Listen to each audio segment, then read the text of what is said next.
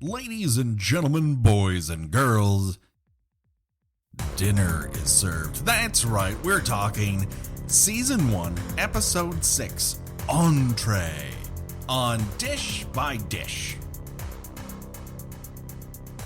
Well, greetings and salutations, Internet. It's your old pal, Patrick Hamilton, coming to you once again from a very lovely dinner table in Baltimore. This is Dish by Dish, the Hannibal Rewatch Project, brought to you by Kill by Kill. And as always, there's only one person I trust, that if I'm trying to skewer someone with multiple sharp medical instruments, she'll hand me a couple so I don't have to go across the room. The one, the only, Gina Radcliffe. How are you doing today, Gina? I'm good. I'm there. I'm poking people's eyeballs out with my thumbs. I'm just, we're making this a real team effort. Real deep scoop on that eyeball gouge from Dr. Alex Chilton. No, wait a second. It's not Chilton. It's Abel. There's too many doctors on this fucking show. It's Frederick. Alex Chilton was a singer in real life. Patrick. My God. Listen, Frederick Gina, Chilton. The sky is orange here, okay? Shit's going sideways on the West Coast. Well, all right. That's fair. All right. This may be our last episode, so we'll make it a good one. Yes. Fingers crossed. So I don't want to alarm you, Gina, but we're having an old friend for dinner. That's right. You know him as the co-host of Travolta Cage with his co-host Nathan Rabin. He's the founder and editor-in-chief of The Spool. And of course, he's a kill-by-kill returning champion. The one, the only, Clint Worthington. How are you doing today, sir? Oh, I'm doing wonderful. It feels like we're all a bunch of psychopaths helping each other out. It really does. Just smiling knowingly at each other while we look over our glasses of wine. Yes. And now that I've rewatched these episodes, definitely, Gina, real quick heads up, I'm going to remodel the spool after Tattlecrime.com. I hope that's okay. Excellent. On the forefront of web design, it really pops. Real web 1.5 shit going on with Tattlecrime.com. Again, not sure how she's able to afford all of those not attractive clothes. She looks like a cartoon cat burglar and every time she turns up. Yeah, it's that real Carrie Bradshaw being able to make a living blogging sort of in Sex and the City vibe.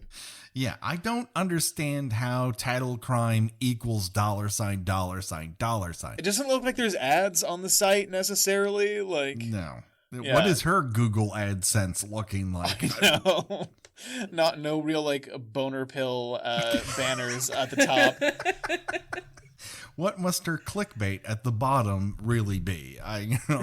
You won't believe what this serial killer looks like now. She just does a bunch of affiliate links. She's on a web ring. She's not a good reporter, but damn, can she do SEO? That's right. So here we are. It's episode 6, entitled Entrée. And I have to assume part of the reason why this is the Entrée is because deep down, this was what I think a fair amount of people assumed Hannibal was going to be from the jump. It's going to be all Silence of the Lambs references all the time. But it's coming at it in such a completely different way that it defies all of those expectations while also giving you a lot of things that you kind of would want.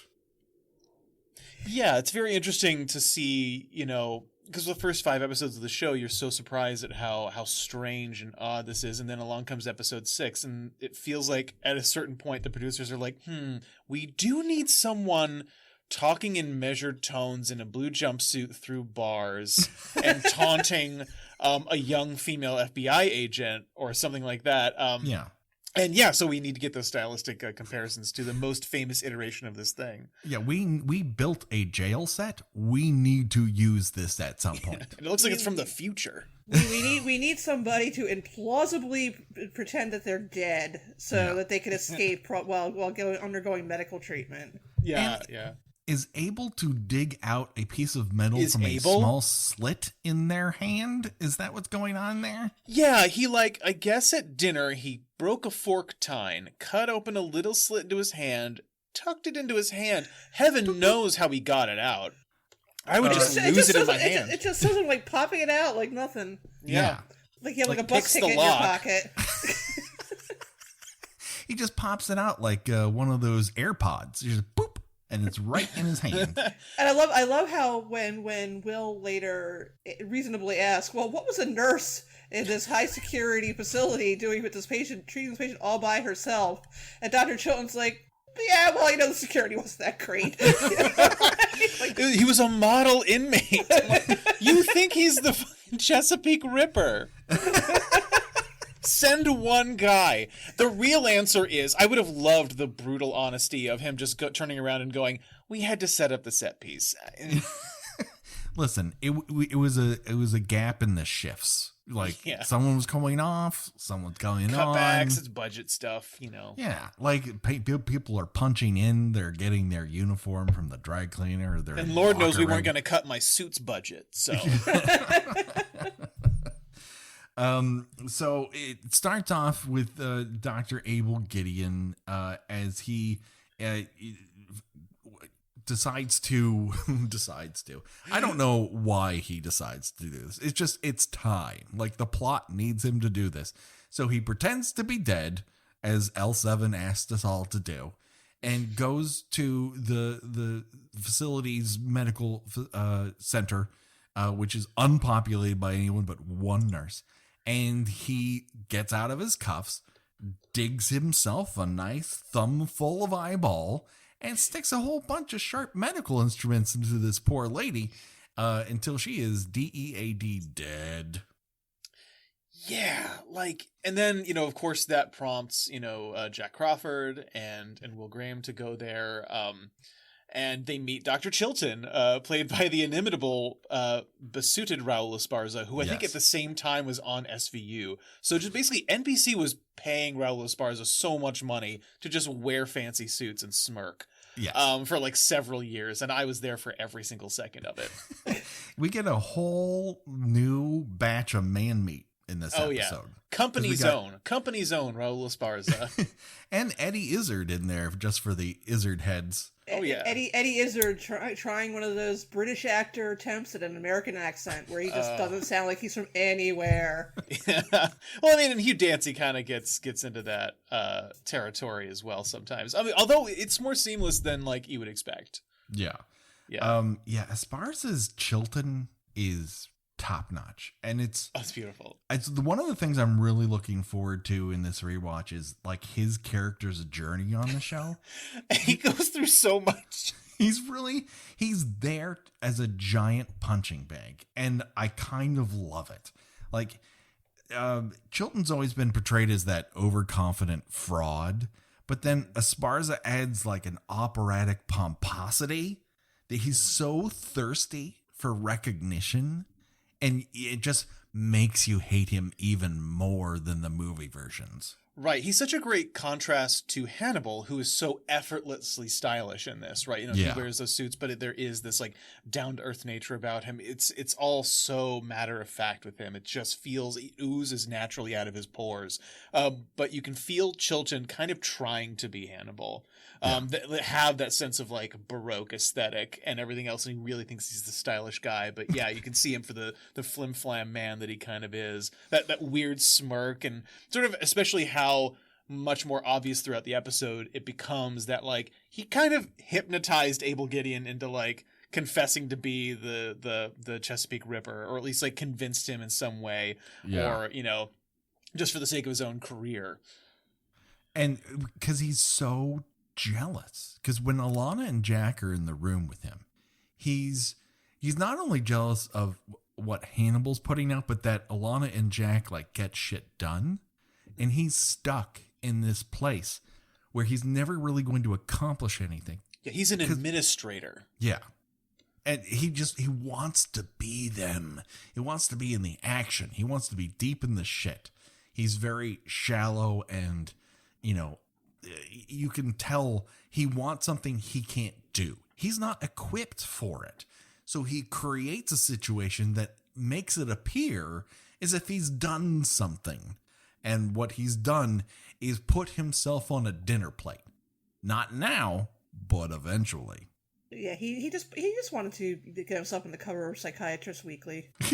Yeah, he wants Everyone the wants plaudits. that He wants the slime. credits, and you can feel that dynamic in the room with Will and Alana, and even Hannibal. You can feel him sort of like, we'll talk about Dan Fogler next episode, but I feel like he, to a certain extent, also idolizes Hannibal, and you can see him like trying to fit in and trying to be like one of the gang. And there's always this divide because he's definitely not up to their level. No, he's not equipped for it. He just in this sort of chess match that's going on, he doesn't understand that he thinks he's making his own moves, but he's like one pawn moving another. He's so outside of the decision-making mechanics here that he is literally just putting himself out there to get taken out. And Hannibal just sees it for what it is and says, you push this guy to do something, and I'm not against it. Like, I'm just going to let you know, I see you for what you are, and I see what you're doing. And while other people will tell you it's unprofessional and stupid, I know this, but I won't say it out loud. Right. I'm not judging you or anything. I'm totally judging you. Yeah, it's just, for a show about everyone's hidden motivations and everyone's, deep-seated insecurities and the mental complexity of what everyone's going through, Children is refreshingly surface. Like, he really thinks he's being sly, but you can see his motivations from a mile away. He is the grape that Hannibal Hannibal breaks out. He's the same on the inside as he is on the outside. I mean, what is Hannibal without a forced food or animal metaphor?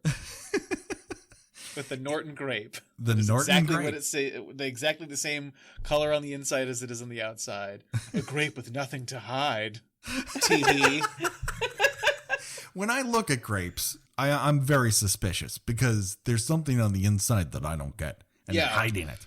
What are these grapes thinking? I know. Well, What do they say about me when I'm not in the kitchen? Right. It's that old urban legend about when you went trick-or-treating in the 70s and people would hide razor blades and all the grapes they would give out to the kids.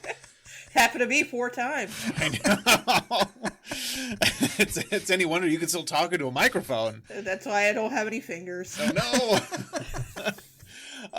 But should we talk about the food? Because there is like a lovely little meal that happens. Absolutely. That's one of the things we love to do here is sort of dissect the meal that we have in front of us. Yeah. They're serving up tongue, tee-hee.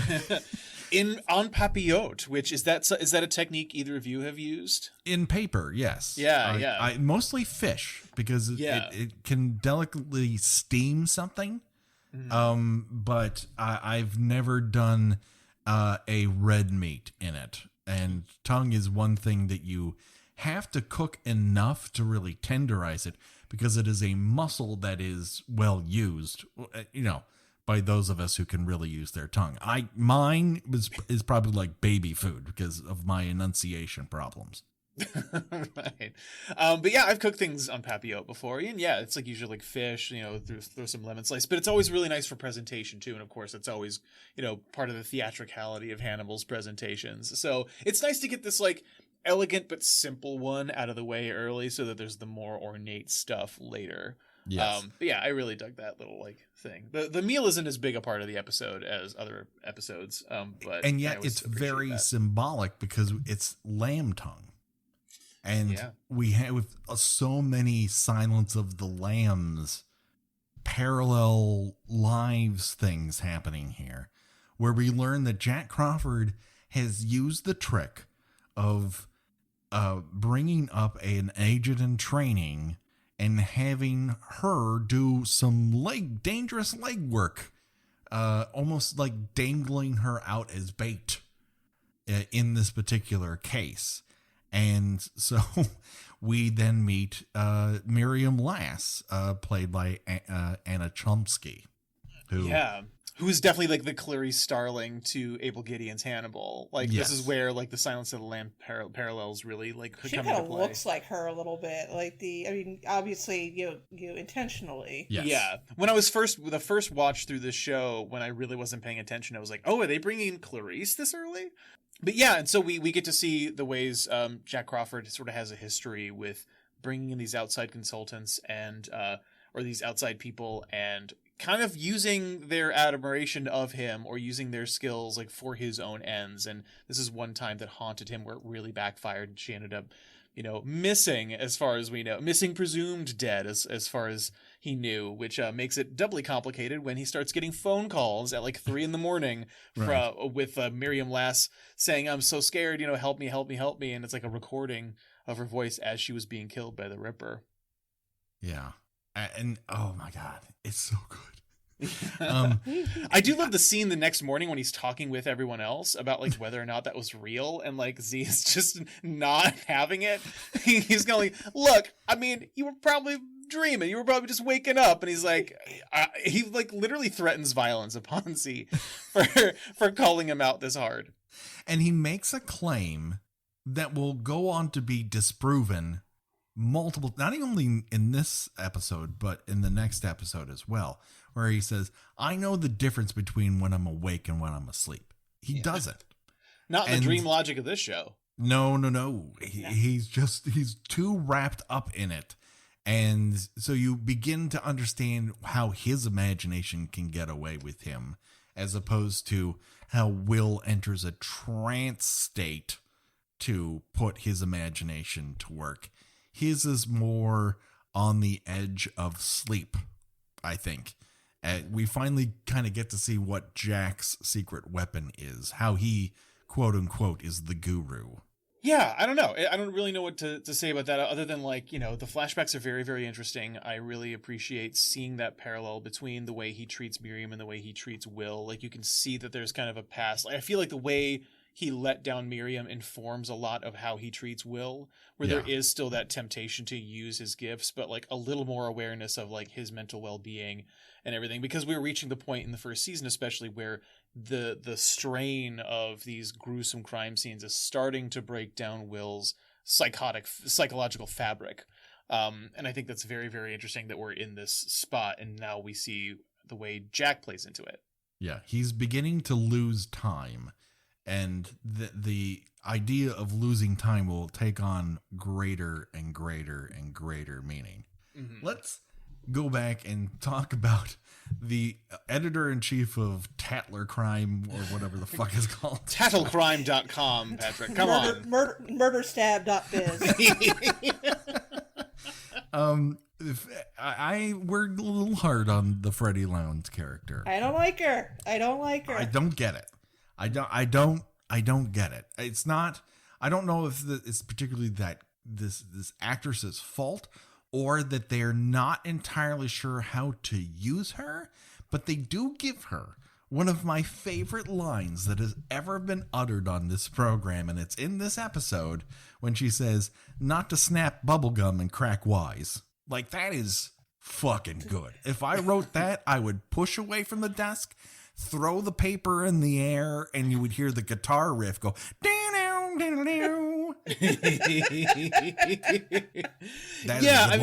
Well, I mean, as Will describes it, she is obnoxious and her style is distasteful, and that means she's disliked. And like, I mean, again, it's sort of a holdover again from the Thomas Harris stuff where she's like a hard-boiled tabloid reporter. And how do you modernize that? You make her a crime blogger. I feel like now, if it had been made like 5 years later, Hannibal would have made her a true crime podcaster. Oh, yeah. Yeah, we mentioned that. Oh, yeah, totally. Yeah. Yeah. So I feel like there is that sense of entitlement. You kind of have to have that antagonist. And I think the choice to turn Freddie Lowndes from like a schlubby Philip Seymour Hoffman type to like this wilier, this wilier redhead, I think it fits the sort of sexier aesthetic of the show. Like everything is grimly beautiful in Hannibal for whatever reason. It also continues Brian Fuller's tradition of naming women male names, which happens a lot and stuff because there's Freddie Lowndes, there's Michael Burnham, even though it's an adaptation of a previous character. But yeah, I don't know. I mean, I agree that she's not one of the strongest characters on the show, but I think she has her place. Yeah.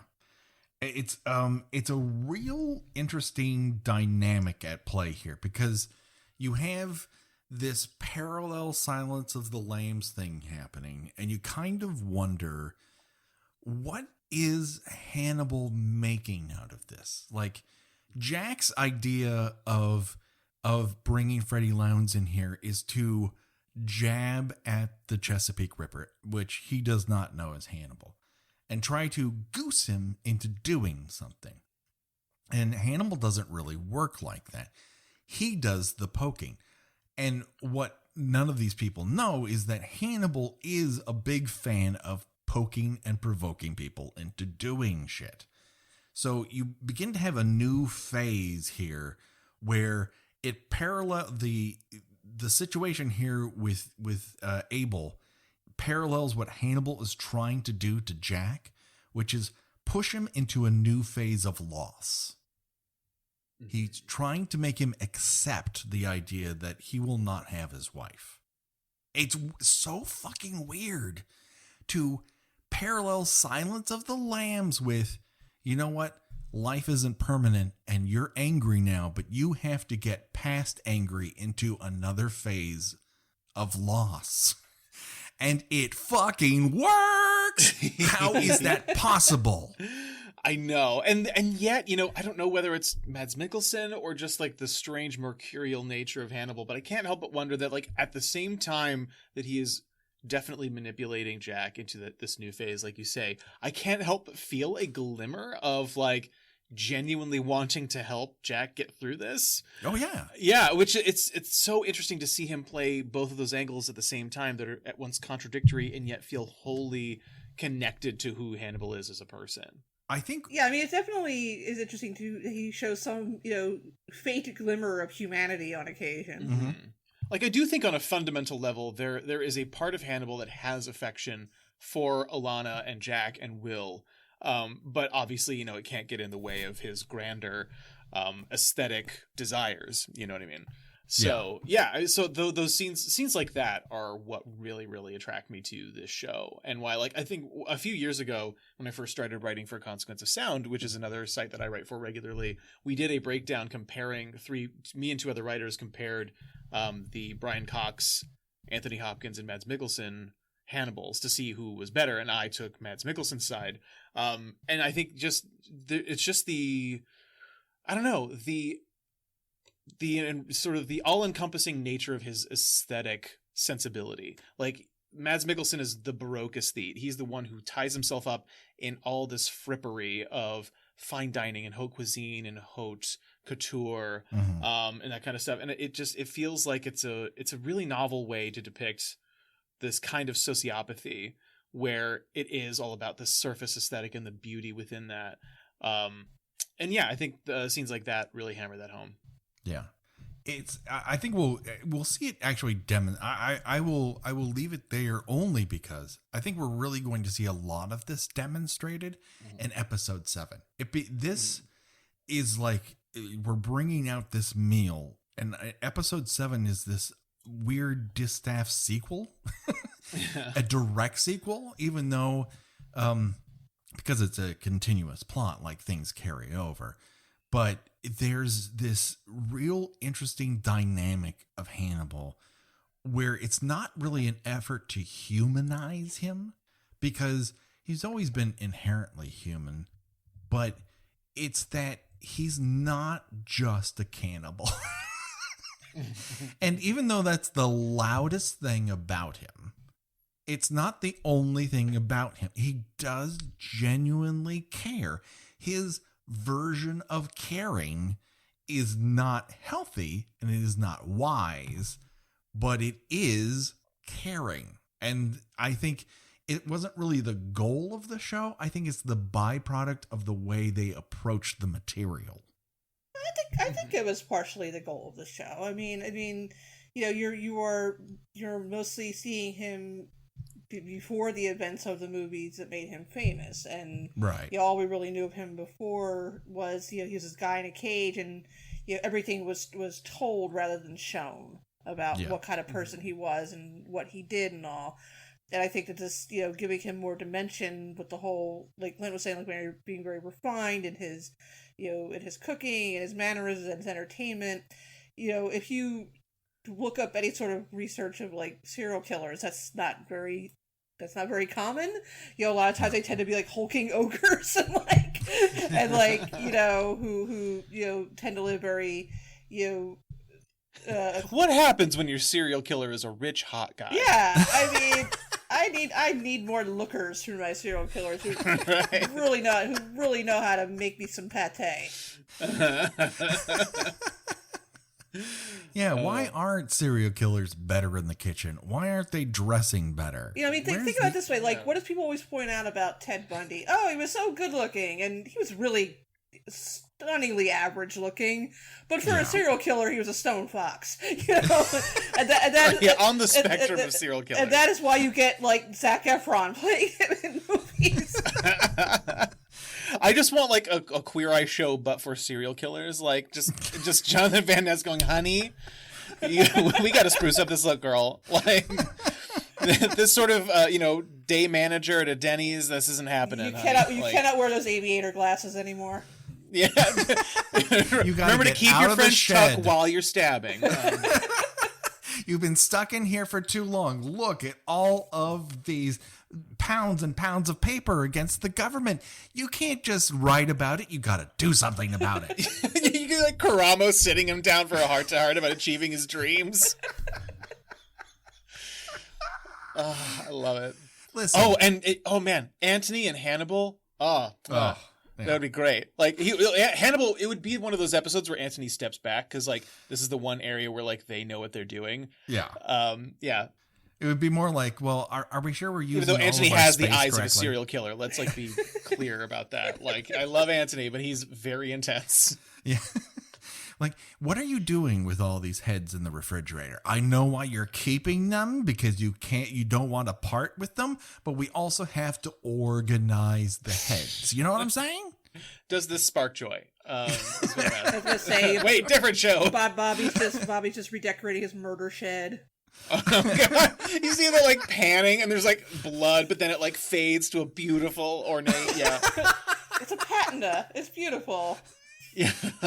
Listen, you also want to lure your victims in. You know what I'm saying? Yeah. You don't want to just keep them here with chains. You want to keep them here because they love it. And the great thing is that human blood is a great moisturizer. Hey, it's worked for vampires for a little dabble, do ya? Oh my God! All right, we hit gold. We finally found it. Make this show Netflix. And you know what? They've got nothing else going on, and apparently all the money in the world. So why not? Yeah, exactly. Either that, or this is an SNL sketch that no one will ever do. So, any final thoughts about Entrée? No, I mean, I guess there's the flashback where we find out that Hannibal's the Chesapeake Ripper, but like we know that, but it's it's chilling to see Anna Shlumsky sort of figure that out. It's funny. I was rereading the Wikipedia plot description because she finds that drawing of the person stabbed in the same way that the body was stabbed, and the episode synopsis calls it the Wound Man, but I read it as the Wound Man, and I didn't know what that meant. This is the first time we've seen him actually kill someone on screen, right? Because it was implied with the guy he was chasing after, and telling Jack and his at wife least attacking someone because Rabbit. he just this is the first time we see him apply hands right to someone, get dirty. Yeah. Whereas the rabbit who didn't run fast enough, like it's implied that we're from his POV in that sequence. Mm-hmm. So that just about does it. But of course, before we go, we have to choose our own death venture, where we decide of the deaths presented in this episode, which one would you choose and why? And it's more of a location-based problem here this time. You can have your eyes gouged out and you're mounted on sharpened medical instruments after death. Or you can be impaled and mounted on various metal rods before death in a garage. And Clint, as our guest, I turn to you for your answer first. Well, my question is, how did the IV stand get so sharp? He kind of pulls it out. It's implied there's a lot of brute force going on. Right, but still, like, you even sort of see that it's like sharpened to a point, and I'm like, did it come like that? Like, what medical supply store is creating this? Man, I would have to say the garage, just because the gouging out of the eyes thing is so visceral, and that's something so terrifying. That's like one of my worst nightmares, is having my eyes pop out of my head.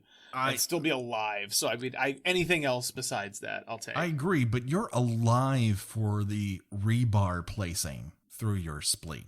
Like, but at least I'll be able to see.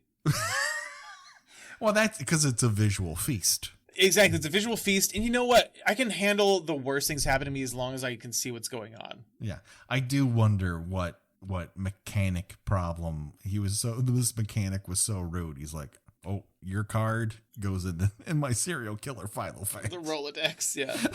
Like, listen, I found better prices for those tires. I'm gonna eat you. Look, it was before Yelp. We only had so much recourse against like people who wronged us. Right. The only thing we had was killing and eating the people who wronged us in business. Thank God for the internet, really. It solved so many problems. All right, Gina, what say you? Well, do we know how Miriam dies? Because they just find like her severed arm. Spoiler alert. We don't know that she's dead. Oh, yeah. Yeah. That's true. That's true. Gosh, I don't know. I guess I have to go with the skewered in the garage as well. Mostly, again, the whole prolonging of the death of the nurse is pretty gruesome.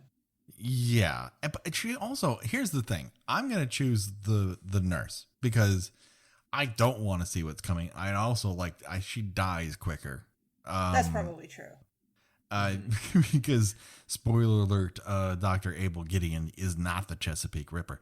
The problem I have with that nurse death is that she decides not to scream as like he punched her in the throat.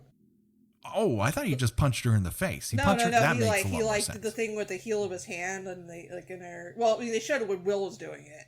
Yeah, and he did the thing with putting the heel of his hand in her middle of her throat. And by the way, what a gratuitous way to get Hugh Dancy's shirt open. that teased sternum. Listen, it's more shirtless. Will Dancy, less of him in his beige pajamas by MASH wear. I don't like any part of his sleep ensemble. He dresses like a 12-year-old boy who's going through puberty and does not want to acknowledge it. He doesn't like his body. He doesn't like where the hair is coming out now. Stop looking at me. I can't handle this attention. I'm sleepwalking. Stop. I don't want to go to Minnesota and fight the Shrike. Now we're just all Nick Kroll characters. Oh, they really missed the boat on making Nick Kroll the lead of Hannibal. That really should have been proposed. He just plays everybody. Every character is played by Nick Kroll. Beautiful. Netflix, come at us. Let's redo all of Hannibal with Nick Kroll. We're just throwing out all these ideas to the wolves. I know, right? Well, he's where we already signed up for 1 million seasons of Big Mouth. Just like throw a little more money for Hannibal. But that's like it's studio stuff. Like, what is he doing with his actual time? Like, get out there and recreate Hannibal already. Exactly. All right. Well, that just about does it. Clint, where can people find you out here in these big bad internets? Well, you can find me on Twitter at Clint Worthing, where I will share stuff from The Spool, which you can find at thespool.net. The lovely Gina is my second in command there. And I'm also a senior writer at Consequence of Sound. You can find my reviews there at consequenceofsound.net. And also headlines just about every which where, from Vulture to StarTrek.com to The Takeout And I also co-host the podcast Effin' Birds Presents Travolta Cage with my good friend, the pop culture writer extraordinaire Nathan Rabin, where we go through the filmographies in tandem of John Travolta and Nicolas Cage. The day we record this, we just dropped our episode on Pulp Fiction and Guarding Tess. What a double feature. Yeah. It's very rare for a Cage movie to lose in a lineup. I was going to say, that's got to be unusual to have the Travolta movie be better than the Cage movie. Well, it's wild that like Guarding Tess is kind of sweet for the first 2 acts, and then it turns into like a serial killer thriller. Where Shirley MacLaine's out of commission for 20 minutes, and I'm like, no, it's like benching your star quarterback.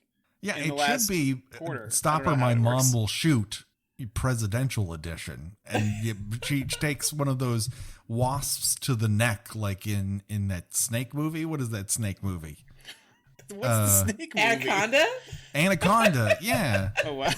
That Snake movie. It is that Snake movie. How many other Snake movies do you know about? Yeah. It's not the Blood Orchid one. It's the first one. Now I'm having trouble thinking of other Snake movies, except for like Oh, yeah, with Dirk Benedict, where he turns into a big man snake. And you also have Spasms, which I haven't seen. Lair of the White Worm. Lair of the White Worm. There's that one snake movie that is like a hostage drama where they drop a black mamba into the middle of it because they give the kid who they take hostage a black mamba mistakenly.